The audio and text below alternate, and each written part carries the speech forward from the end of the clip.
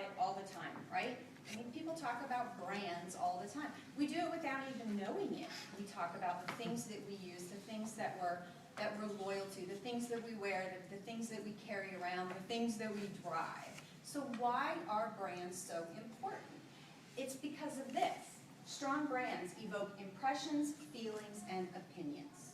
It's all very subjective, and it's all very much on the soft side of our personality.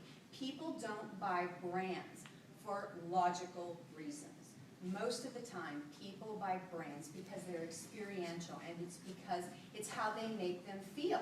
So we're going to go through a couple of popular brands, and I'd like you to kind of interact with me a little bit and tell me what comes to your mind when you see a brand. What are the words, the impressions that immediately come to your mind? Don't be shy.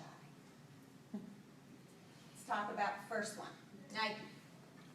You see a couple smiles. Do it. Just do it. What else? Playing sports. Power, sports. Health, fitness. I'm sorry? Fitness and health. Fitness and health. Athletics. Athletics. Okay. Writing. Yeah. Apple. Artistic. Brilliant. Oh, no, see, there's a good consumer. That's what every manufacturer wants, is for their customer to say, brilliant, I love this brand. I think Apple is one of the most interesting brain studies there is. Because if you go back to their inception, early, what was it, the 70s, I believe, the late 70s, early 80s, they have really maintained very much a true core brand. And it has created this kind of loyalty that it's really hard to find. I cannot think of very many other products where people will sleep on a sidewalk for days in order to be the first one to get the new technology wonder, right? Other than movies and some of those brands, the Star Wars brands, those new vampire movies, now the Hunger Games, that tends to kind of bring about that same kind of hysteria.